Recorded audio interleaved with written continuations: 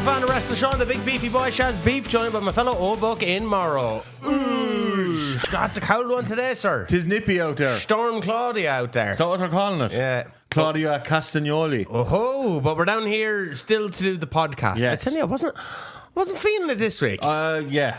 But it's the dedication. We have to have one at least once a week. Once a week. What day? Who knows? Who knows? It's the mystery box. Yes, it's the mystery box of wrestling podcasts. Yeah. And we wonder why we're not showing major growth.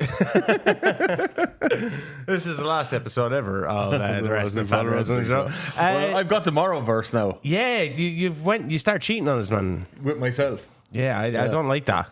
Yeah. You can't be what do you mean? Yeah, you can't be branching out like. First video got 62 views. 62. I turned it off after the Sydney Harbour Bridge kerfuffle. The pressure, Shane. You'll never understand the pressure. Thanks so much to everyone for all your comments, especially to Ben Kyo. A lawn dart is a big dart about a foot long that you would launch into the air to try and hit a target that you put down in your garden. They're usually heavy enough metal tip to them. Awesome. Thanks, Ben. Thanks, because Ben. we didn't know. We didn't know. We didn't know what a lawn We dart didn't know. was. We asked the chat. We said, "Here, what's the lawn dart?" And the chat came in clutch. That was from our Ray Mastadio podcast. Brian Maxwell was in touch. Some really nice stuff coming in. I'm sitting here in the epoxy office doing my 9 to 5 and listen to this has made it all okay. Love that. Senan Cadden was in touch too. Was it Senan? I'll check. Yeah, well, I think it was Senan that was in touch. Wait, no, I'll find it. We're doing this all live. It's live, pal. Well, I don't even know. I have too many things I have too many accounts. Yeah. I have too many accounts. Evan O'Rafferty. Huge pop in my sitting room for the Michelle McCool joke on the pod when we said that. And honestly, my favourite podcast. Look forward to it every week. Can't wait for the rebooking the Invasion series. Yeah, we need Johnny Martz for that one. We need Johnny Martz for so many of them. Yeah, I think he's like our crutch. He's a draw. We need him. Where is he? Yeah, he's definitely our crutch. We're such a mess without him. Jamie B, Andrew Murphy, Jer Banahan. We have a really nice community there. You've all your morons on All Elite. Morrow. Yeah. Are you doing the Maurice? Like Maurice the Slammies? end of year, yeah. End of year Maurice. Yeah. Get your votes in for have my stuff. categories laid out, yeah. Like all out the categories. Do you want to? No, save that for All Elite Morrow. Save that for All Elite Morrow, yeah. All Elite Morrow on Monday. When is the WCW 1992 is dead? When's the new one coming? 2 weeks. Oh? Yeah. The mod is nearly Complete. did. Did you put Chow in? Chow is in. Chow is in. Okay, Tommy Lightning is in. Chow's one of my favourite wrestlers. I want you to have a look over it. And Maybe for that bitch. sure, all the money from it goes to your account anyway. It does, yeah. But that pays for Adobe subscriptions. It does, which I don't have access to. I'm on DaVinci free, Which I showed you how to use. and I kind of getting better at. Yeah, but now you're cutting up clips for yourself and putting it on your own. He's trying to branch out, people. The Morrowverse. Subscribe Don't now. subscribe. Do Like, subscribe. it's weird, man. You know, it's Subscribe to the Morrowverse. shit. What other games you going to play? When I go to cinema, films, which is what I wanted to do originally. Yeah. GeoGuessr. Yeah. And some other things in the It's gonna be pipeline. a lot of fucking shit, boy. Yeah, I can't wait. You're going to keep... You're contractually obligated now I'm to contractually provide. obligated to the Wrestling Fan Wrestling Show for 2 to 3 shows per week. It's a Bret Hart 20-year contract. I put more hours into, not the whole venture, because I know your editing takes hours and hours. But between Total Extreme Morrow, All Elite Morrow, and the regular pod, I'm basically full time. Yeah, but we're only providing you the avenues and utilising I all just your love content. talking. Shite. Yeah, it's great. Yeah. It's great. You come down here and talk shite with me because this is meant to be me, Dunphy, and Martin. I know. They would have been dead until you came and saved the Then place. I got deported and, You're the saviour of the Wrestling Fan Wrestling Show. an old migrant like myself. But I'm preparing for when you do leave because the bizarre episodes then They're going to take over. Well, the Kerwin White one was sensational. Thank you. I'm knee deep in Al Wilson currently. Yeah, you took on a big undertaking with that one. 9 months of a I fucking didn't realise it was storyline. 9 months of storyline. Ridiculous. Yeah, you probably at least the Kerwin White thing was kind of short lived. And Yeah. And that was still like a fucking over 10-minute video. Yeah. Just the editing. But see, you go for the edit heavy style. Yeah. Which is cool because you're able to do it. I wouldn't be able to do that. Nah. Anyway, you enjoyed the Rem Mysterio podcast? I thoroughly enjoyed the Rem Mysterio podcast. Mysterio podcast. But today, we're going to talk about the art of losing. Oh.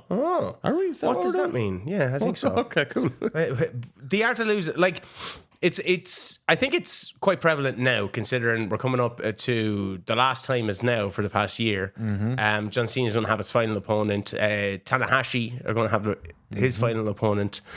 They differ. Japan and America in terms of retirement matches and who should go over, and then of course Nixon Newell and Miranda Ali's apparently refusing to job or whatever the time or whatever. But that brought up a debate about doing the job, and a lot of people in AEW lost and went on to become bigger names. And I think that was an interesting topic. Before we get into it, John Cena's final opponent, who do you think it'll be? Gunther. Do you think he'll win? No. Tanahashi and Okada.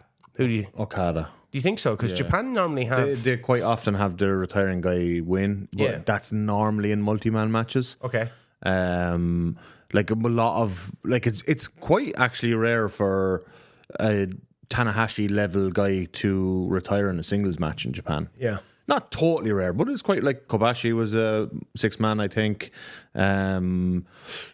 It's just was a 6-man. They beat their body into the ground. Yeah, like really. Did you say Misawa was a 6-man? He died. I know, but that's what I'm saying. Did you say Misawa was a 6-man? Oh, I said Muta. Oh, I thought you said Misawa. I was like, that was which he died in a 6-man. Yeah.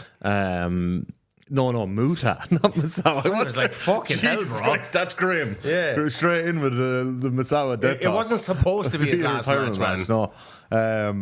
Yeah, like a lot of the big legends retire in multi-man matches just because by the time they get to retirement, they're fucked. Well, a lot of time in W or in American wrestling, obviously the person Goes out on their back. but with the exception of Sting. Yeah. And that was a multi-man match in itself. And a lot of the time, the people that go out on their back, they end up coming back anyway. Ric Flair, Shawn Michaels. That Shawn Michaels one is so disappointing, isn't it? Like I never watched that Saudi Arabia show. Oh my god, I didn't watch the show. I watched the match. The X versus Brothers of Destruction. God, it's actually like it's one of them things that's comically bad. It's also bad, but it's like you can see in not Ken's face. Well, for the second when his mask fell off, you could see it in his face. All 4 men know this is a complete shit show.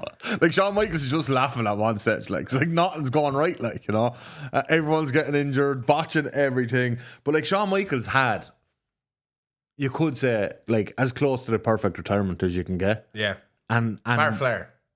Well, no, Flair came back. Yeah, I know, but what I'm saying, he had as close to. Yeah. But like, I'm not talking about Flair again with like Jay Lethal and Andrade. I'm talking about like Flair WrestleMania 24. Yeah, but Flair was back very soon after. Back a few years later, like 3 years, maybe. Yeah. Like Michaels, it seemed that was it. Like was it 12 years or something? Yeah, it was a long time. It was a good chunk of time anyway. So it seemed that Michaels had. Finally being the wrestler to actually retire in a great match. Yeah. Where, although Steve Austin, he came back for Kevin Owens. Yeah, that's what I mean. But he went out on his back against the Rock. Against the Rock at WrestleMania 19. And that whole you go out on your back kind of comes as well from the territory days. Like and a lot of it is from you're leaving the territory. Yeah, you're leaving the territory and you want to leave it in a better position by elevating the person that's staying there. Yeah. Which by itself is a trope in wrestling, I suppose. Which means then it becomes predictable. So that's never a good thing in wrestling. Well, that's one of the reasons why I thought my favorite retirement, it used to be Shawn Michaels, but you can't really with the Saudi debacle. But now my favorite retirement match is the Sting one because the match was fantastic. It subverted what we would say is kind of what the trope has become, and you ended with like this fantastic feel good moment. Yeah, he ended his career with a title. Yeah. Like I think just so and on a great pay-per-view in the main event. In a if brilliant Cena match. was to do that over Gunther, though, you'd be pissed, right? Over Gunther, yes, but you can pick the right opponent. If it was Miz, you'd be like, no, it's Cena. Let Cena win. Yeah. Like a part of me thinks that because like Gunther can say now, I retired Goldberg, I've retired John for Cena. Gunter, it's a good storyline to continue and on. he's only 37. We're saying only 37. Yeah, but in comparison to their main event guys now, he's quite young. Like, well, he's 10 years younger than Punk. Yeah. So, and stylistically, he could probably go a long time as well. His style isn't dependent on having knees as such. Yeah, but you can get another, good solid 8 years out of You Gunther. could get 5 years at the very top. Which is 5 years. Like, that's Yeah. that's what you want. Like, so him 100%. beating Goldberg and him beating John Cena in the retirement would be at the massive same for year him. would be great. And perfect, great storyline. And while... I do think someone like Cena, though, is the type of person that you could do the Sting thing with. Yeah. Where you just send the crowd home with this like really happy, feel good moment. Yeah. Blah, blah. Like, I wouldn't. Goldberg would be pissed. Who cares? Yeah. And I like Goldberg more than most people as like the person Goldberg. I think Gunther does excel when he loses, though, as well. Gunther's you well able to take losses. Like that, but because they're so few and far between. Yes. So he lost to Sami Zayn. He lost then to Cody at Crown Jewel. When he lost to Sami Zayn, he lost absolutely nothing. Yeah. Yeah. And then he lost to Jay. He lost something there. Do you think so? Yeah. Do you think it was the whole if you've but they like this whole like scared of his blood thing? He lost to Punk as well. Yeah, the Punk one was like the way they did that was kind of cool. I thought. Yeah. But I thought he lost a lot with the J thing. The quick tap out to the fucking. Yeah, but he doesn't like being choked either because they kind of did something with Ilya as well. Yeah. Ilya Dragunov back in like NXT UK, I think. Which was one of them. It was either where UK or NXT. Like, he just doesn't like being choked. Yeah. Which is like which is a fucking. It's a cool good storyline character thing. trait. Yeah, yeah. Because like if you're a soccer player and you know that guy hates being tackled hard. Yeah. What are you gonna do? You're gonna fucking go through him. It's the cool thing of like, and this is what I love about Moxley recently as well. It's a similar thing of like the bully is such a beast when everything's going their way, but behind it all, they're actually a fucking coward when it goes wrong. quite insecure or whatever. Yeah. Like you look at Moxley's last month, he gets the DQ'd instead of tapping to Kyle. That was brilliant. Then he gets him, like, forces a double count out to avoid losing to Kyle again. And then eventually in the War Games match, when he's stuck in the middle of the ring in the ankle lock, he's nothing to do. All his guys are gone again. He's like, just reverts to form and fucking taps out again. And like, does he lose Atten? Does Moxley lose Atten from that? Any of that? As a heel, anyway. No. Like, you can take good losses if the story is right. And like, I just feel like now I feel like Gunther's aura has been damaged a little bit this year compared to last year with the Jey Uso thing.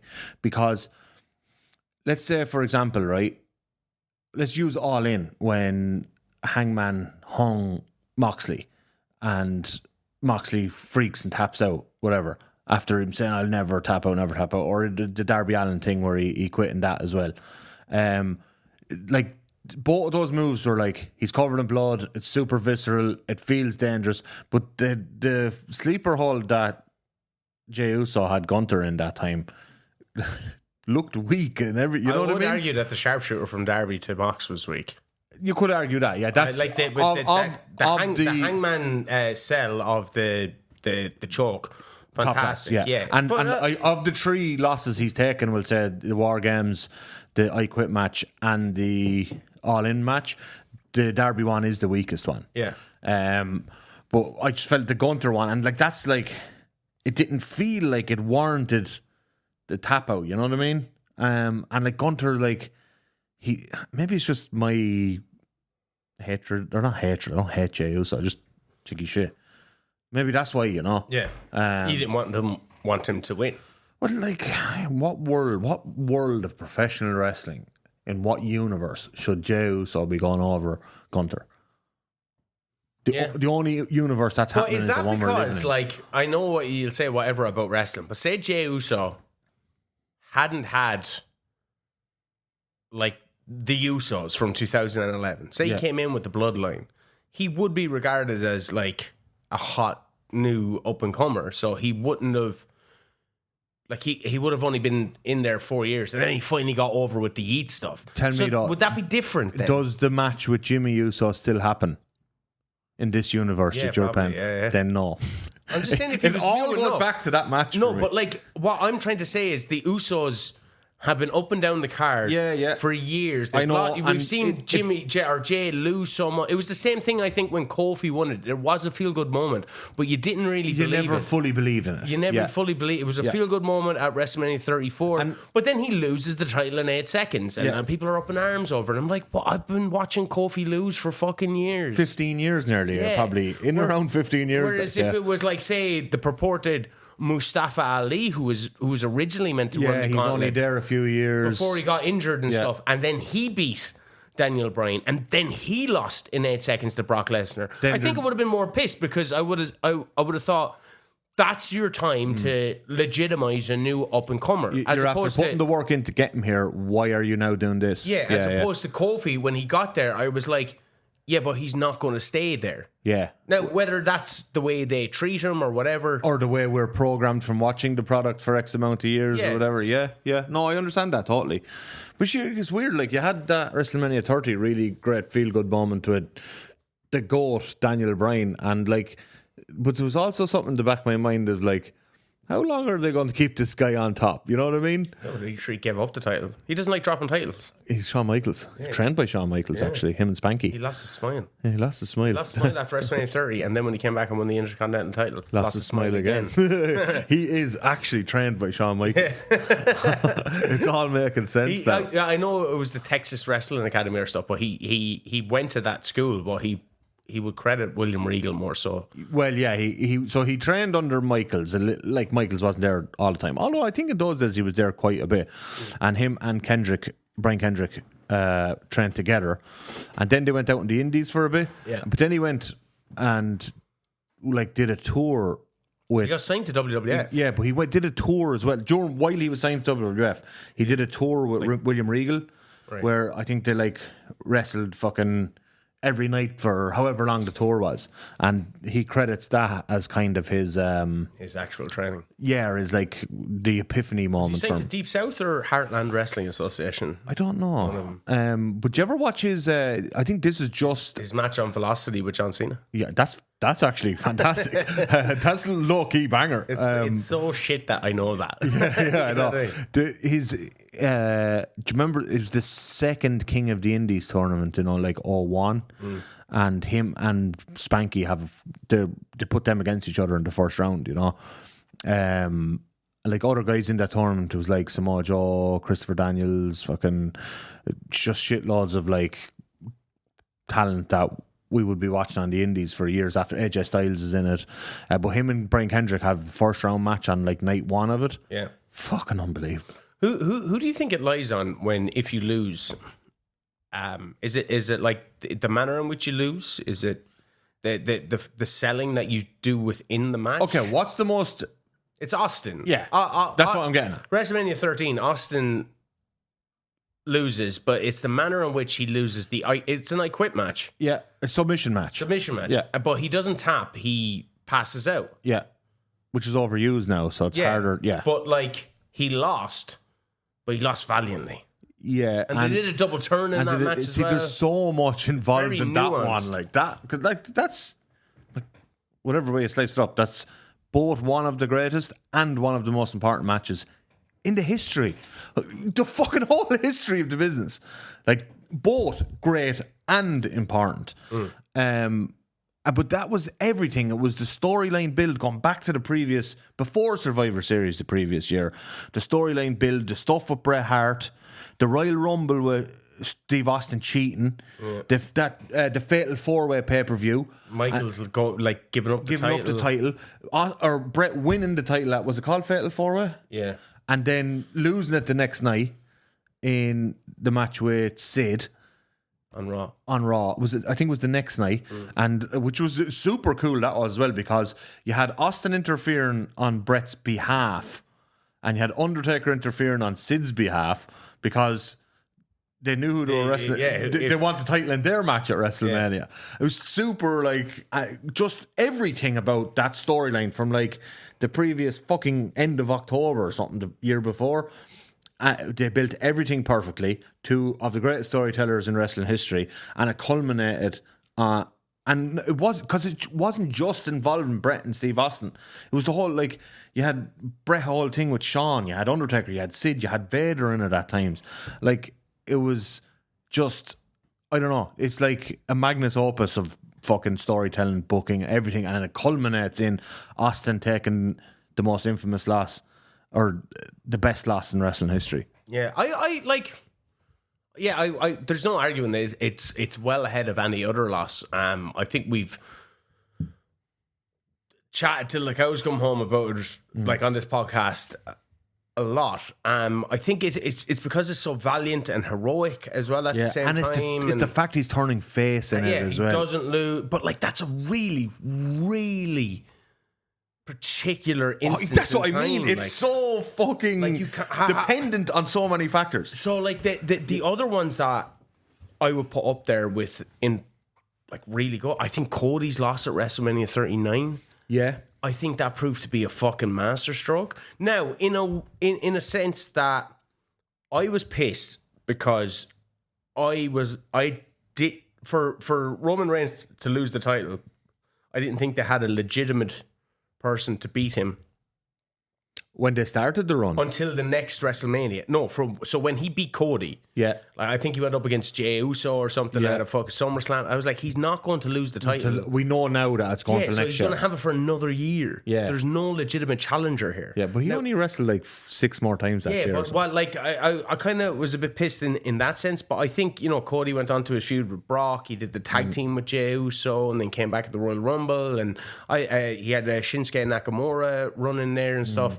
I just think by the time it got to WrestleMania 40, that loss helped Cody tremendously, and it helped the story. Almost got derailed by the Rock and Roman and stuff, which actually probably helped Cody as well. Exactly. Actually, really, Cody showed his political might as well. Yeah, I think it was. So I think, right, had he won at 39, I do think that's a completely legitimate win. Yeah. And deserved, and they would have had a great business year between 39 and 40 and all that kind of stuff. And we probably still would have got Roman and Rock then. Possibly. But I do think in terms of him becoming the actual supplanting Roman as in the office's eyes, the guy, the loss actually worked out better for him. And when he was able to like politically outmaneuver The Rock and stay hot for the year, like this is the thing that gets me with Cody detractors, right? Which I'm kind of one of them. Yeah, like and it's more so when I kind of people think I'm being hyperbolic when I say he's the best traditional babyface of our time. We go back to, like, people always use the AEW run, but like, that was a fucking pretty sick run up until for most of it was great. Until the boxer guy, what's his name? Anthony Ogogo. Most of that run was great. Yeah, so then he gets to WWE, he gets injured pretty fucking swiftly. Second match. But it was the moment at the Royal Rumble where he comes in like, I think number 30, and Gunther has been in there from the start. I'm like, dangerous booking, very dangerous booking. Yeah. But the people still believe in Cody. Yeah. And then when they lost, it made him even more sympathetic. Yeah. And but he could have lost steam. He could have lost easily. But like he won the next Rumble again. Yeah. You know what I mean? And I was like, okay, this is the best that we're seeing traditionally, because it's so easy for us to boo the traditional good guy. But people are actually legitimately behind him. Like, my only even the marks. And it's because I think of the history of Dusty and all that. It all factors in. Like, that's why John Cena, I think, never got the marks on their side. Even though the machine was clearly behind Cody, he had that, I went away, I came back, I set this up for the wrestling industry. There's so much in it. There's so much, like... Once again, very particular instance. Again, super particular. But I was thinking of, like, who did you mention there? Cena, right? Just jogged something in my mind. Cena beating Dom last week and for the Intercontinental title. Really fun match and all. That's a really good match. But Matt Hardy put out a tweet about that being like... That's what pro wrestling is. Yeah, but basically he was saying, like, to aspiring wrestlers, like, watch this match to blah, blah, blah, blah, blah. And I was like, No, you can't copy that. Like, that match is predicated on Cena's 25-year career. And, the great work that Dom is doing. There's like a million factors. Like, Matt Hardy, you were in this industry for most of your life. How can you not see how a super specific set of circumstances led to that match working the way it did? Think about the John Cena thing. He gets hit with something, a 619, then he takes a splash, and then he immediately rolls out and gives him an AA. Yeah. If you did that as a noob, you know what I mean? You'd be like, you'd be shot on. Yeah. You're like, oh, he's not selling. Yeah. And like, that's something as well. Like, this has been, remember I screenshotted that tweet and sent it to you, like, this is actually driving me mad that he can't see how what they did in that moment. Great match, but it can only work because of the history of both of them. But the person that lost in that scenario is Dominic Mysterio. That won't hurt him in the slightest. And he will use that to his advantage as a heel. Yeah. Which is what it's all about. Like, I'll go back to WrestleMania 10. Bret Hart had 2 matches that day. Yes. His second match, he won the world title. First match. He lost. Yes. And that was so strange to me at the time. Yes. I couldn't believe it. But also, this is especially because my understanding of it at the time, I was like, oh, we're having 2 semifinals and then a final. Even that was just it was never booked that way. Yeah. Me being stupid. But you were like what? You were like 9, 7, 9, 8? Yeah, 9. I was what? WrestleMania 10. I was like, oh, you were even younger, I'd say. Yeah, but like, it was clever booking in the sense that they had someone for Bret to immediately... Straight away. Yeah. It was only like... That's the first time I ever realised that, like, about booking. Yeah. It's like, how did he lose to his brother and beat York on? And like, sometime within thinking about that, I was like, oh, but now he has the title and he has a rematch with his brother for everyone to look forward to. Yeah. And the good guy is coming in almost as the underdog again because they lost the last time. You know what I mean? Yoko never got to those heights again, though. No, but sure, in fairness, like, that was as more well, of a weight thing. Like, I think like that loss still protected him. Oh, big time. Like, falling off the ropes. Big time. And like, but the problem, like, people forget Yoko had basically almost, not quite, but almost 2 full years as a major heel run. Yeah, like, that's a long run. 2 full years as the top heel, especially back then. Yeah, wasn't full years, but yeah, nearly 2. I know, like, he'd lost to Hogan and that and whatever in between. Yeah. But, like, when did he win the title originally? Was it King of the Ring? He came in late 92. No, he won the title at... Royal Rumble 93. Right. No, he won Royal Rumble 93. He won the title at Mania. Against Bret, lost it to Hogan. And then went and bet him at King of the Ring. Yeah, and then had the Luger thing over that summer. So it was a year and a half. Year and change as a... kind of a top heel run. Take a run then as well. Yeah, which was great too. Yeah. But he was protected in that loss as well. But like, I don't know, there's loads of people. But like, you look at Daniel Bryan, he loses the title in 18 seconds, the US title. And that made him, it seemed. I know, but I think again we're talking about... That's not what they wanted. No, we're talking about something super specific. Yeah. Like, we've mentioned a whole like... No, it was the world title. The year before, it was the US title, and they got moved to the pre-show. Pre-show with Sheamus. Yeah, and then he lost the title to Sheamus in 18 seconds the following year. Yeah. And that made him. But also, again, like, who have we mentioned? Cody, Steve Austin, Bret Hart, Daniel Bryan. We're talking about, like... Yeah, but we're not going to be talking about fucking... top 1%. We're not going to be talking about fucking Super Destroyer 1 or anything. Like, we're going to be talking about people that we know. Yeah, I know. But like, literally, we're talking... Like, you look at someone like Tommy Dreamer, say then. Tommy Dreamer lost most of his matches. Every match, his feud with Raven. He was getting bet up a stick. When he won the ECW title, he only had it for a few minutes then, you know? I know. But he was still over because he had that heart and desire. But he was the man of the people, and Dreamer's a really interesting case because, like, there's so much about Dreamer that's, or like, now he's just whatever Dreamer, but back then there's so much about him that you look at him and you go, he's kind of shit. But I really like him. I really like Tommy Dreamer. Yeah. I used to love Tommy Dreamer. I was like, but I'm looking at him going, he's just kind of shit. I remember I was up in Dublin, right? Me and my mate, we were only young lads. but still too old to buy wrestling figures. No such thing. Yeah. Well, now you I were done own for it. like middle age. Now I own it. But like me and my mate Tony and Gary went up and we were in Smith's and I bought a Tommy Dreamer figure. And they were buying Brock Lesnar and Batista or whatever. I bought a Tommy Dreamer figure and I bought a Rey Mysterio figure. Class. And I was buzzing, right? And we were walking down the street and then my bag fell over and the figure fell out. And then my mate kicked it along the floor and went, he's buying figures. Look at him, he's so old. I was like, you son of a bitch. But then I realized I didn't have money to get food on the way home. So I returned one of the figures. Not Tommy Dreamer. It was the Tommy Dreamer one. Right? It was the Tommy Dreamer one. By the time we went to get the food, your man's mother bought us the food. So I was like, I could have had the Tommy Dreamer. But it was like one of the first Rey Mysterio figures that came out as well. Do you still have it up there? Huh? Do you still I still have the Rey. Mysterio? However, recently, within the past 2 years, I bought an original ECW San Francisco toy maker in the package, Packaging. Tommy Dreamer. Sick. I was buzzing with myself. It was one of those moments that I was like, fucking amazing. I finally got it. Now I have 2 ECW figures in the original packaging. Just incredible and Tommy Dreamer. They're good ones to have. It's just incredible. I can give or take. Yeah, but to get back to wins and losses. Sorry, Tommy Dreamer. Yeah. Hey, but that was a win after a loss. That's what I'm saying. I know, yeah. But I ended up getting it. you lost your Tommy Dreamer. And now I got my Tommy Dreamer. Your Tommy Dreamer. I got a better Tommy And you Dreamer. only had to wait 20 years. More. Sometimes, Yeah, 20. the story is worth the... I finished my story. You finished your story. I finished my story. You still got it.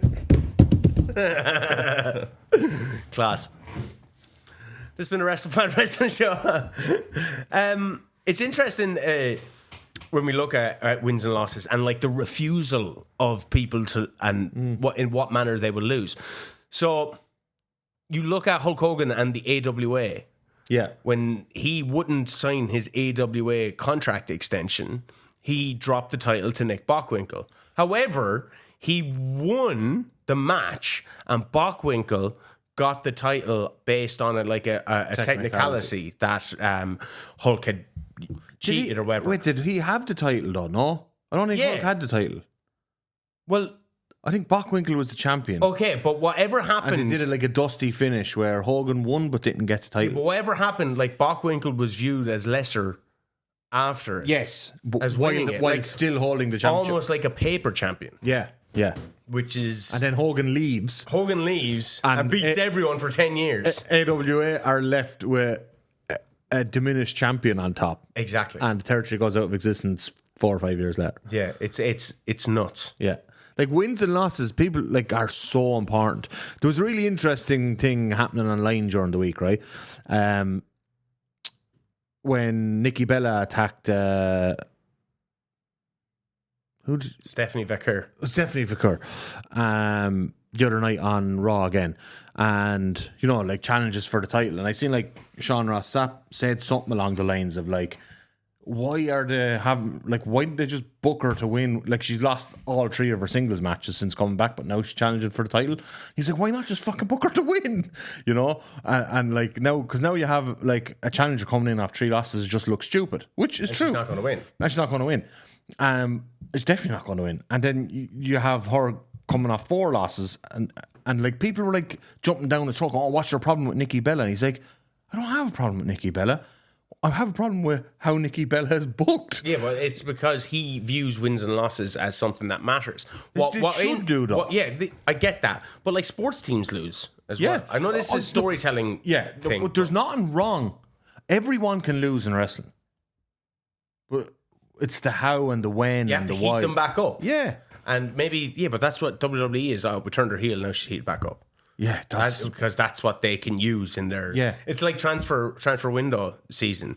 United buy fucking 4 players. You're like, we're back, baby. We haven't won a match yet. There's that hope. And then they lose the opening game to like Brighton and you're like, no, we're fucked actually. Yeah, we spent 400 million. We lost the first 5 matches, but now there's hope. We're the last 5 matches in the Premier League. Now there's hope. And there's hope again, boy. And then, we're back, baby. We are back now. We're back. I haven't lost in 5. Deadly, isn't it? Yeah, it's class. It's fun being United. And Ireland as well. Ireland. Tomorrow, 2:00. So yeah, we're recording this on Saturday. They'll know. Yeah. This is the future. We do 2 things here. We're either sad, we didn't qualify. I can't Or yes, we're true.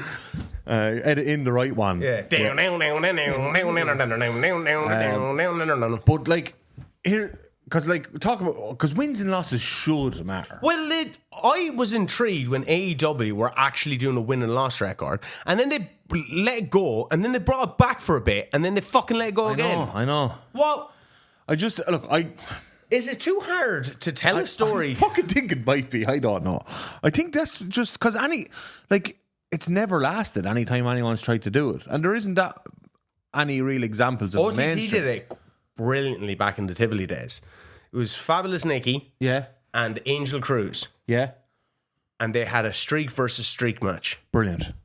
But neither of them had ever won a match. Losing streak versus losing streak. And I love it. So one of them had to win. Yeah. So they was streak versus I love that. streak. Remember, the AEW did that with the Brandon Cutler and Peter Avalon as well. Do you think I'm watching Brandon Cutler and Peter? No, but it actually, what ended up happening is they were on dark the whole time, just losing every match, right? The odd time there'd be a jobber on TV, but again, they're losing every match.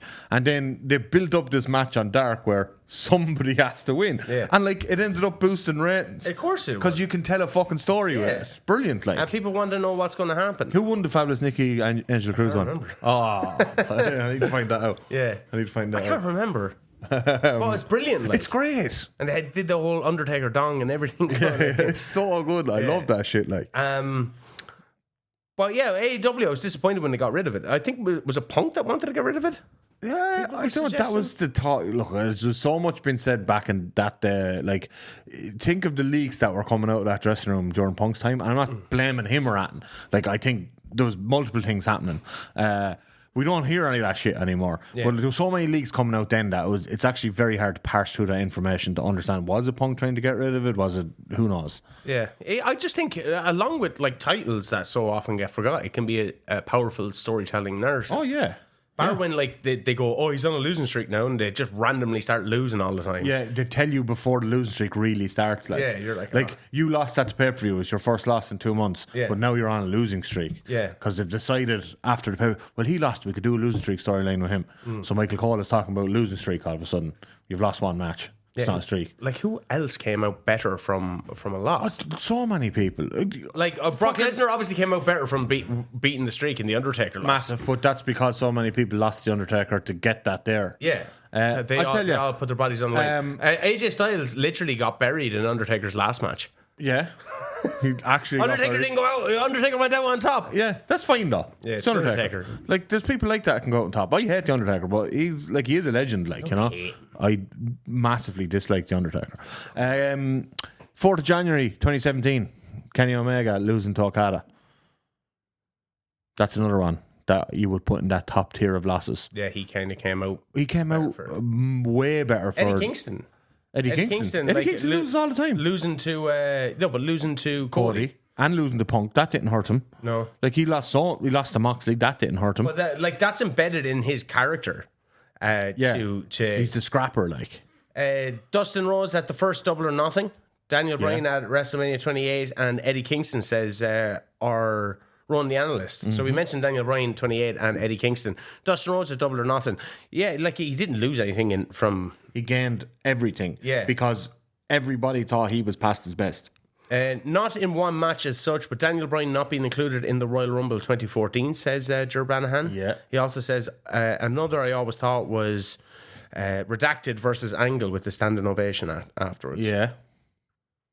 There's another thing. If a match is great, does the winner really matter? Do you know if a match is legit, great? Yeah. Both guys go over, you know what I mean? I know it's hard to have a great match, but that's kind of the Okada Omega thing is, Omega lost his first in the main event of a stadium show in his first big time main event world title match. He loses, and the clamoring afterwards to belt him up was unbelievable. To the point that when he finally got belted up a year and a half later, he was voted in Tokyo Sport as the greatest ever gaijin in Japanese wrestling. He's not. He's not. But that's how over he had gotten at that time period. Yeah, we skirt Mick Foley lost so many, all the time, all the fucking time, and he's the kingmaker. Yeah, but it's very. It's easy to look at it in retrospective, where you go, oh, well, they followed it up with a good story. Mm. But in the time when Stone Cold lost to Bret Hart. You weren't thinking like, fuck, they fucked his momentum. In the same way with Shinsuke and Nakamura, and in the same way with Asuka at WrestleMania 34. You're like, the same night, wasn't it? So egregious. You're like, what the fuck are you doing? They had so much momentum. You could have made, like, even if you didn't want to make Nakamura and Asuka as your top people, you could have made them just for a few months to make the next person. Yes. Like, also, Asuka especially. I was just about to say that. Asuka at that time should have been the top person in the division. Yeah. Like, she comes off this amazing NXT run, right? Is undefeated. And then loses to Charlotte. Like, what did Charlotte Flair gain from that? Nothing. What did AJ Styles gain from those victories? Nothing. Neither of them gained that from it. Yeah. So and it hurt both losers. Yeah. Like, ridiculous decision. I don't think people understand how hot. Remember that Royal Rumble? Yeah. The same night. I couldn't believe it. Two Japanese wrestlers winning both Rumbles. Nakamura, remember the fucking pop at the end? It was like, I'm not going to say Stone Cold type, but it was insane. And he was so hot coming into WrestleMania. And Asuka was another level of hot for what women's wrestlers were at that time in the company. Like, they weren't, that was really, you know, the women had maybe were getting presented in a kind of more legitimate manner for maybe 2 years, 3 years at that stage. 2-3 years, if even, about 2 or 3 years. About 2015, what was that, 2017 or 18? 2017, I think. I think just before, was it WrestleMania 33, where Becky, Sasha, and Charlotte had that triple threat match? That's 35. No, 35 is when the main event. When the main event, so it would have been 34. 33, 34, yeah. Yeah. Like, it was just a bit before then. It was only 2 years, 2-3 years where the women were being presented as legit.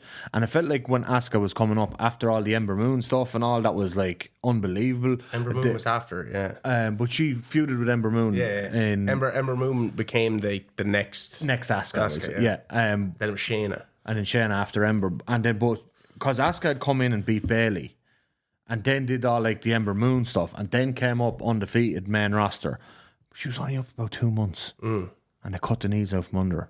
And like, Charlotte had already done the great Sasha Banks stuff on the main roster. She didn't need it. No, didn't. Not whatsoever. Not whatsoever. It almost reeked of like a Hogan cutting the knees out with someone before they made it big. It did. And like, I felt Asuka was primed to be, and you could have made her like, you could have done what they did at 39-40, where Asuka beats her. If you want to go with Charlotte as your fucking Cody Rhodes or whatever you want to do, Asuka could have beat her at the first one, dominated for a year, then Charlotte finally goes over at the second one. Yeah. But you would have had a year, because like Asuka was still physically peaked then. But once again, that's like a follow-up issue. Like, what I'm saying is, in the time and in the moment, you were the deflating factor. Now, the fact that, you know, obviously they didn't follow it up with a great Nakamura heel run, like, you know, that was dog shit. They're just kicking each other in the nuts all the time. Nutsack mania. Yeah, but you're just kind of like, you know, at the time, it baffled me. Yeah. Absolutely fucking baffled me why you wouldn't run with these people. I know, I couldn't. And so it was at that time when I was first, like, that was within like my first year or so watching New Japan, and like, so I'd obviously gone back and watched the AJ Nakamura match from. I was so stoked because of Wrestle Kingdom. Like that Wrestle Kingdom 9 Nakamura AJ Styles match is like phenomenal. And I was like, oh, we're getting this in basically a main event slot at WrestleMania. This is going to be incredible. Yeah. Match was dull, dog shit, nut shots. I was like, well, like, look at in the manner in which people lose, because like, did Asuka tap out there? Tapped. Yeah, like, look at the manner in which people lose. Fucking Hulk Hogan always had to have himself an out. You look at WrestleMania 6 when he loses to Andre, you had the double ref thing. Yeah. WrestleMania 6 when he loses, when he loses to Warrior. Do you know he's standing up before Warrior is? Yeah. Like King of the Ring, you had that for the benefit of people with flash photography. Yeah. When he's in WCW, Starrcade against Sting. Oh my! That's egregious. God. As well. That is like what outrageously egregious. Fuck! Yeah. Like, well, Goldberg. Yeah, he puts over, and maybe that's why it was so effective, because you're just kind of like, But then they had no follow up for Goldberg. Do you know what the main event storyline following that was? Nash. It was still Hogan. Yeah. Like the following week on Nitro, Hogan was in the, or maybe 2 weeks there or whatever. I don't know if Hogan took a week off or whatever. But like the next time Hogan was on Nitro, he was in the main event program and Goldberg was doing world title stuff in the mid card. Yeah, it's kind of like when like CM Punk won the title and stuff. Yeah. Yeah. Yeah, he's still like, it was like, well, yeah. But even the Money in the Bank, it was initially a powerful storytelling tool of like you lost, but you lost by shenanigans. Those means, you know. Yeah, like you look at someone like John Cena. I was so surprised when Kevin Owens beat him clean when he first came up onto the roster. Massive. Fucking what a way to make a guy. Yeah. Like straight away. Night one beat John Cena. Boom. And like it's particularly like that was, and he had bet like fucking Sammy on route and stuff. You know, he's had a few of those US Open challenges and stuff, which was a great. That was one of Cena's best ever runs. Yeah, and they're still repeating now the US Open challenge based on like how good Cena was with it. You know, and now it's hard to do. Like, you know, Sammy started it, and now it's Ilya Dragunov doing it. And I love that they're doing that. I'd love if that title was just that. You don't have to have a story because you forget all the stories anyway, you motherfuckers. Yeah. Do it with the women's title as well. Do something. The women's US title. Defended every fucking SmackDown. Against random opponents. Anybody. Could be anybody. And you can build stories out of that. Like, this is the thing, like, it really annoys me about discourse. Like, not every match needs to have a storyline build. Yeah. Like, well, like, the US title itself would be a storyline build. Yeah, but you know, you don't need, like, I just think, like, sometimes two guys are booked to wrestle each other on TV. What's wrong with that? It's a wrestling show. Yeah. I like that. And you can create a story out of it. I'm going to stay up till 6 o'clock tonight to watch UFC. And one of the weird things about this card is, and it's a great card, but it feels like there's no bad blood in really any of the fights. Yeah. But I'm fucking jacked for it because every fight looks loaded. Do you know what I mean? Whereas, like, you can do that. You could advertise, I don't know, fucking Dragunov versus whoever for SmackDown next week. And I'd probably be like, oh, I think that could be deadly. And no storyline. I don't need the fucking storyline. Yeah. I know we're off topic there. Rey Mysterio, someone's interest when he wins the title, he immediately becomes like fodder. Yeah. You know what I mean? That was always going to happen.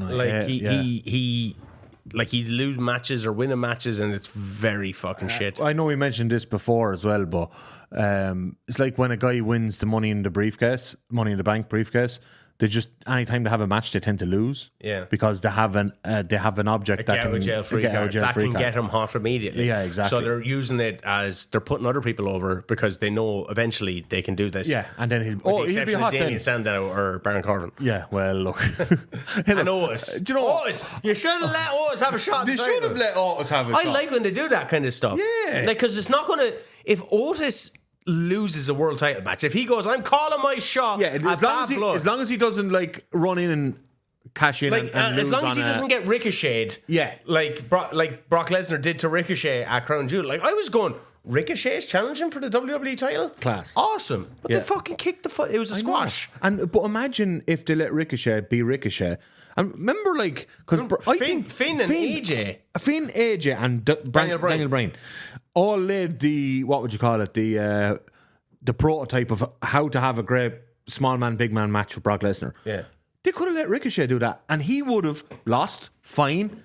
He would have been more over afterwards. He could have flown around for Brock. Imagine. But, like, you could do that with Otis. Like, one of my low-key kind of favourite feuds for a long time is Brock Lesnar and Bob Holly.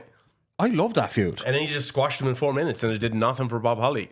But the problem there was Bob Holly it's Bob Holly. He's the problem. Yeah, but also Bob Holly was like, that's Sparky. That's Thurman plug right there. He was around too long by the time he got to that stage. That's the Jay and Kofi effect that I'm talking about. Yeah, I get that too.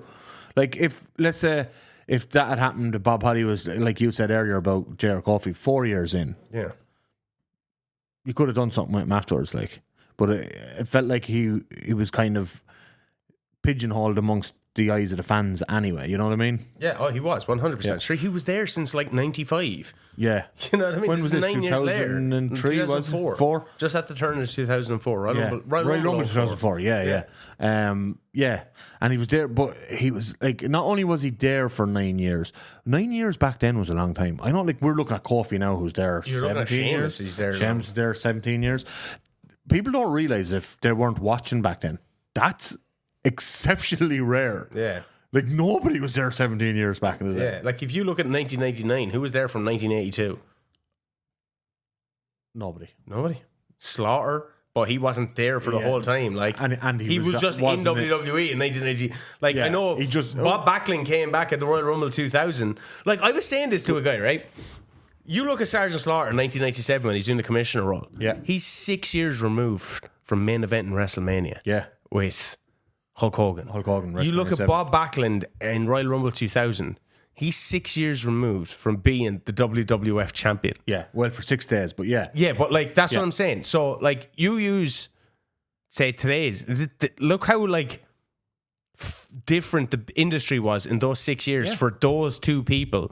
Insane. But compared to 2025 to 2019, I know 2019 was a bad year for WWE. Yes, but like the industry, like, but it looks the same. It feels the same. It looks the exact same. Madness. Yeah. This is one of my big issues. Like, look at Raw in 1994 and 1999 or 2000. Unrecognizable. Raw didn't even exist in 97 or in 91. Even now, right? Well, do you know when you see it comes, like if it comes up on Instagram, the pipe bomb in 2011? It still kind of looks similar, I think. Still looks similar. Like, it looks more similar than what 94 and 98 looks. It looks like, yeah. So 2011 to 2015 looks more similar than 94. And that's why, but that's why we constantly say it, there's this homogeny. And there's just a lack of evolution in like TV wrestling format. Yeah, like there's a very clear like new generation era. Yeah. Attitude era, even ruthless aggression era. And I still think that feeds into the PG era. And now I don't know where the fuck we are. And the PG era, are we still in the PG? No, we're in the Paul Levesque or the Netflix era. It all looks the same. There's no noticeable, there's no discernible difference. Like for a while, WWE kind of felt a bit different when they were doing that cool thing with like Jey Uso and Sami Zayn and the fucking now it's just like, no, actually, you know what? It's really overproduced. It's so overproduced. Do you know what? Which is a net loss. Getting back to losing. Yes, but let's talk about Goldberg beating people like Goldberg beating Brock Lesnar. Brock Lesnar did not lose anything. Gained loads from it. However, The Fiend and Kevin Owens both lost. Different scenarios. Like, go to the Kevin Owens one in particular, right? Kevin Owens and Jericho, to be fair, they had been like the linchpin, the focal point of weekly television for ages at that point, and they'd gotten the act over massively. And to the hardcores who were watching week to week, that was to them the main story. Yeah. And Goldberg comes in, and to the casuals, right? Cool, Goldberg's back. I'll throw this on. But the Goldberg Brock thing didn't need the title.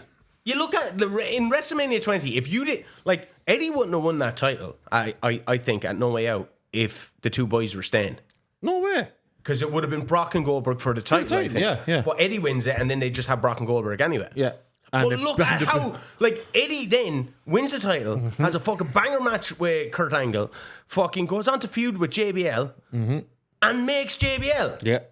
And then who does JBL make at WrestleMania 21? John fucking Cena. Yes. You know what I mean? I know this is the butterfly effect. I know, but it's then the John Cena is your biggest star for the next 20 fucking years. You know what I mean? Yeah. And that's from I'm crediting Eddie Guerrero for creating John Cena. Well, it's part of it. It's all part of it. To be fair, he helped legitimize John Cena with those backyard or the parking lot brawl and shit. Yeah. You know? So, like, take a fucking chance on Kevin Owens, because Eddie Guerrero went on to become one of the most beloved fucking wrestlers of the generation. You know, 20 years past now. I think Kevin Owens has a lot of similar characteristics as Eddie Guerrero. Like, they don't wrestle alike, but there's a certain charm to them. Yeah, and there's that. I love wrestling. Yeah, and they're like, charismatic, and like I think that they share some similar, and they're both like they're both fucking godlike in the ring. You know what I mean? Yeah. Like I think that Kevin Owens might be the best in-ring wrestler that WWE have had maybe since Eddie Guerrero. Like purely in-ring and ability to like draw emotion and whatever out of his matches. Well, obviously Daniel Bryan is, but he's the best in-ring wrestler anyone has ever had in any company. So you know what I mean? Yeah. But I think like Kevin Owens is on that level of like pure greatness in ring that's never fully been allowed to flourish. And that loss to Goldberg was utterly disastrous. And they go into a US title fucking thing then for And they're a second match on the fucking show. No, I remember how cold that match was. Because you didn't care about the US title. Yeah. So why should we care? And like we would have cared if you fucking, like, I cared when it came back initially. Yeah. In 2004. You were like, oh, fuck yeah, the US title. Yeah, back. they had a tournament and all that. And then it was just like, oh, no, we don't actually care. We don't do that and wait. Here, Orlando Jordan, you can have it. It's a total afterthought in the booking. Cena got it after beating the Big Show at WrestleMania 20. That was actually, I didn't mind that. I thought like well, he made it his own. He did give it spinny felt shit. like that run with the title felt like, oh, they're doing something with the title here now. They're putting it on a guy and he's doing good work and he's going to make the title feel important. But when he went up to the world title scene like a year later, the fucking US title was back to doing nothing. Yeah, you know. But like again, because you mentioned an interesting point earlier about Nixon Newell and. Miranda Elise and the whole thing, whatever happened in AEW, whether they refuse to take a loss or not. But I think like an important thing there for AEW is they've been burnt by some ex-WWE stars that they've signed to big contracts for multiple years and then they won't job apparently allegedly won't whatever, you know, Miro, Aleister Black, these are the rumoured people or whatever. But like Tony has very clearly learned over the years of bringing people in of like to be less trusting or whatever. And you look at the guys he pushes now and the gals, it's all the people that have earned his trust. If they're coming in from WWE in particular, like if you look at Swerve is the obvious one. Swerve lost loads of fucking matches near the start, but he trusted him. And that trust got him TV time, and that TV time got him over. Then he main events fucking Wembley with the GOAT. You know what I mean? So it's like those losses in the early days where you're like, oh, this Swerve guy's really talented mid-card guy. I'm not fucking thinking about fucking Swerve's losses in fucking... Not now. That's what I'm saying. Yeah. But he came in and earned the trust by taking losses. Well, if that had a sustained... Which it did with, say, Kofi and Jay over years and years. Then you're kind of like, meh. Yeah. Oh, yeah. And look, to be other like guys... You look at, like, when Viscera, when every time they tried to, like, you know, he came in as Mabel. Yeah. Then he was Viscera. Then he was the Sex Machine. Big Daddy V. And then he was Big Daddy V in ECW. But by the time he was in ECW... You just stopped caring. I don't give a fuck. Yeah. Like, you know, yeah, look, you can't beat a guy for years on years, but, like, you... Like, that's why, like, the Big Show lost credibility for years. Oh, totally. But, and we were talking as well about... I was like Kobashi there, Kenta Kobashi.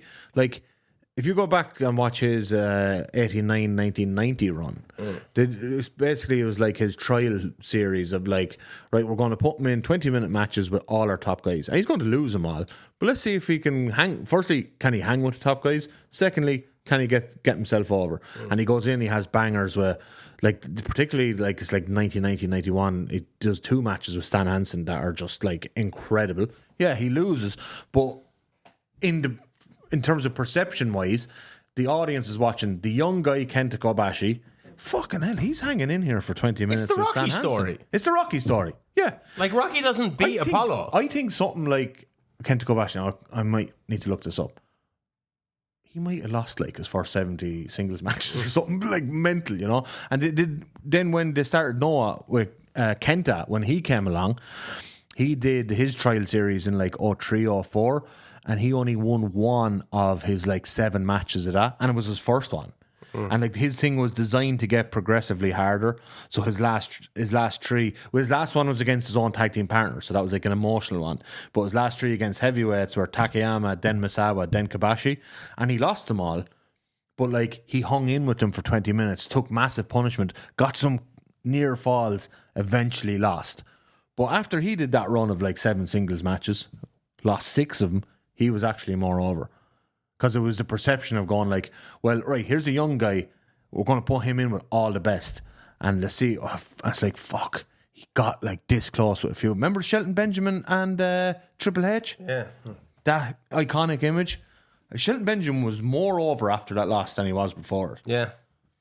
Like, you know, if you have a new guy coming in who's clearly talented, sometimes the best thing to do is just put him in a 15-20 minute match with your top guy and show them they can hang. Like, they don't have to win. They don't have to win. No. Like, but again, like as you said, you can't beat a guy for 10 years straight. Like, you can do that with like someone, because then they just kept beating Shelton because they're like, he's a really good guy who can lose and the crowd will still like him. Razor Ramon and 1, 2, 3 Kid. Oh, brilliant, Shane. Yeah. Just an incredible piece of business. Like, you'd look at that and think, 1, 2, 3 Kid, here's a jobber or whatever. Yeah. And then beats Razor. And you're like, what? Brilliant. Hey, do you remember when Jericho tried to recreate it with Action Andretti?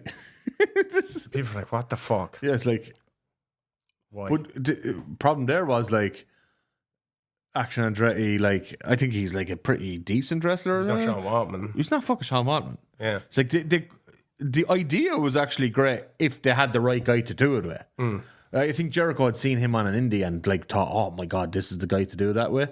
And then it didn't turn out to be the case. Like if he had done that with, I don't know, like maybe a Garcia or someone, it might have worked. But like, you just picked the wrong guy to do the right thing with. Yeah, but Mike like, Bailey even. Like, Mike Bailey, actually, yeah, that's a perfect example. Yeah, but like, he had a bit of cred, but yeah. But like, because Sean Waltman had a bit of cred as well from like the Sabu matches in Mid-South or somewhere. I'd love to eventually talk about best jobbers, like people whose job was to fucking lose. Yeah. Because I think it's a real interesting aspect of pro wrestling that... It's the most important job in wrestling. Yeah, like, you know, losing it and still, like, having a job all the time. Like, you know what I mean? Like, Barry Horowitz, jobber, was regarded as a jobber. Don't know how he ended up in that route because he kind of had a bit of charisma. And, like, it's and fun. Also, he's a big dude. Yeah, as well, it's fun when like jobbers have that charisma. Like Gilbert, like that's a fun jobber. Yeah, I thought Chris Hamrick was a good jobber in WWF. Yes. Where you know the way he dived through the ropes every time they'd like kick his foot and his legs would go fucking flying. Yeah, Funaki ended up being a bit of a jobber. I know, and the mad thing about Funaki is like, he was fucking legit. Yeah, like, Special Delivery Jones, SD Jones. You know, he made it on the WrestleMania. That's cool. Yeah, like, but Funaki, like in like IRL, would have kicked the shit out of nearly the whole roster. Like, and then he becomes kind of nearly a comedy jobber. It's like so weird. Yeah, but I think that there's Tozawa. Tozawa's a jobber now, yeah. And like, you know, he would have been fucking fairly he was on the indies. When like. he was coming to America, it was like, oh my God, Tozawa's coming. Like, yeah. You know what I mean? Like, that was like, fuck, this guy's going to be huge over here. He just seems happy now where he's where just he getting is. paid. Like, he's... Brooklyn Brawler. Yeah. Like, there's another one that had like... The Brooklyn Brawler is always the one that stood out for me because he had such a distinct name as well. Yeah, and there was but then you can turn that, like, Mikey Whipwreck was like, in ECW, he was a guy that couldn't do anything. He was so afraid, but he wins the title with a roll up. He beats Steve Austin, becomes tag champ with Mikey Whipwreck, Steve Austin thing is fucking brilliant. Yeah, but like he looks like a jobber. You know what I mean? But like they did, and he could fucking go. He could go. He could fucking but go. A lot of jobbers can go. He just took a beating. Yeah, and like amazing. He got the lot other of people over, and then like because. I was trying to explain this to someone on the Irish scene. I was like, you could be Ireland's Mikey Whipwreck. You just take beatings and then you eventually hit one move and it turns out to be the heels undoing because they weren't expecting it. Yeah. That's a really powerful storytelling narrative, Mr. Tommy Lightning. There's a Rey Mysterio versus Eddie Guerrero match from AAA years ago. I went back and watched it after we did the Rey one last week. Yeah. I wish I watched it beforehand. But the match is like, I don't know, let's say it's 12 minutes long. And like, Ray is young, like, you know what I mean? Yeah. And Ray only gets about maximum 1 minute of offense. Now, he loses, but it's Eddie controlling, being the heel, controlling. Then Ray gets like this 1 minute of offense where he does a string of absolutely insane high-flying moves. And the place comes unglued. And he gets the near fall. Eddie kicks out, place unglued. Then Eddie takes back over and wins. But it was incredible. He had literally 4 moves of offense. That's power wrestling, bro. Yeah. That's power wrestling. Wins and losses Matter. they matter, but like More so. they matter as a storytelling tool. They don't actually matter. Oh yeah, if you're a wrestler, like, you and all can want to lose do a is win match and still go over. Like it could, you have like both of you have to get yourself over. Yeah. Like it's the actual art of wrestling in itself. Like you have to make the other person look good. Yeah, Now there is instances where it's like it's there. We need to do the squash now. No, or not even like I think squash is such a underutilized tool still. Like that's what wrestling used to be, just all squashes. But like there is instances where we go, the spotlight really has to be on this person. Yeah. So we're going to make this person look as good as they can. But that should always be the thought process going into the match. Make the other person look as good as they can. Because if they look good and you look good, you're fucking onto a winner. And then it doesn't really matter who wins or loses. Everyone's getting elevated. Boom. You know, and the product itself is getting elevated. Yeah. It's been a Wrestling Fan Wrestling Show. Hogan should have lost more. Hogan should have lost more. Put over a few guys. But like, you look at Piper. No one's ever pinned Piper. He was like, he's like, I've never had my fucking. I was watching an interview with him recently. I was watching the Roddy Piper Born to Controversy DVD, and he's like, no one had my shoulders pinned to the mat in 15 years. I saw Bret Hart pin him at WrestleMania. That's why he said that's why it was important. All right, I get you. Yeah, But it was also that kind of like, should I hit him with the hit with the ring bell or whatever. But you don't think that match is great anyway. So I think it's great. I just don't think it's an all-timer. Yeah, but like he was saying, that's why. It was so effective when it did happen. Yeah. Because he refuses to lose the Hulk Hogan. Look, I love him for that. Like, for that alone. But yeah, like sometimes like it's short-sighted. Like, you know, I think sometimes Triple H was short-sighted during the Reign of Terror of like, you could have put over Booker T and the rematch would have been bigger months down the line. You could have put over this guy to get another guy to have a bigger match, you know? That's like... He put over Goldberg eventually and then won it back. Yeah. The next month, I think. Yeah, that was like 2 years in. No, like he bet just everyone from WCW. He bet Scott Steiner. Yeah. Goes on to a feud with Booker T. Beats Booker T. Has a feud with Kevin Nash. Beats Kevin Nash. Goes into a feud with Goldberg. Beats him in the Elimination Chamber. Yeah. Loses the title. And wins it back. And wins it back in a triple threat with him, Kane, and Goldberg. Why was Kane there? Well, we know why. I think it was a triple threat anyway. Yeah, but yeah, he's a pin eater. But he ultimately ends up putting over Chris Benoit, a former WCW guy. Yeah. But he made the jump sooner. So there you go. That's the moral of the story. Don't wait until the company closes down before going to the rival, and then Triple H might job to you. But he'll definitely win it back at some stage and he'll have 100%. The final laugh because you lose it to his protege and then he'll beat his protege. Yeah, which is exactly what happened. It's been the Wrestling Fan Wrestling Show.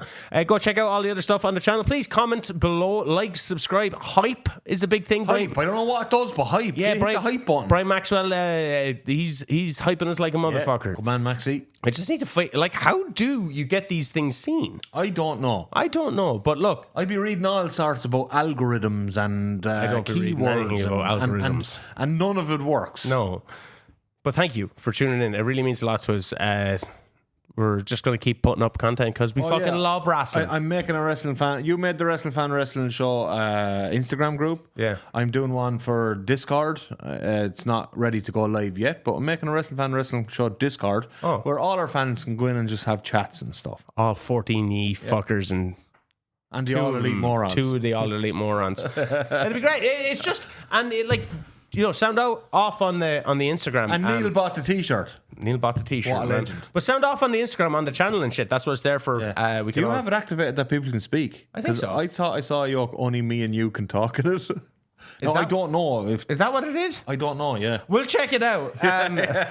Hopefully everyone should be able to talk in it. What I want is a place where, like, if you're watching Raw or whatever, you're watching something, you can type in and be like what we have with WhatsApp. Yeah. With us fucking wrestling. How the fuck do you... I'm pretty sure we could all talk in it. I just saw something come up on my phone where it was like... People... admins and moderators.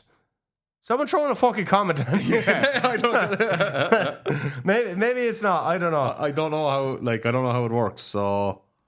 Anyway, this has been the Wrestling Fan, Wrestling Sean, the big beefy boy, Shaz Beef. This is my fellow Tomorrow. Chat to you next time. Stay safe. Stay sane.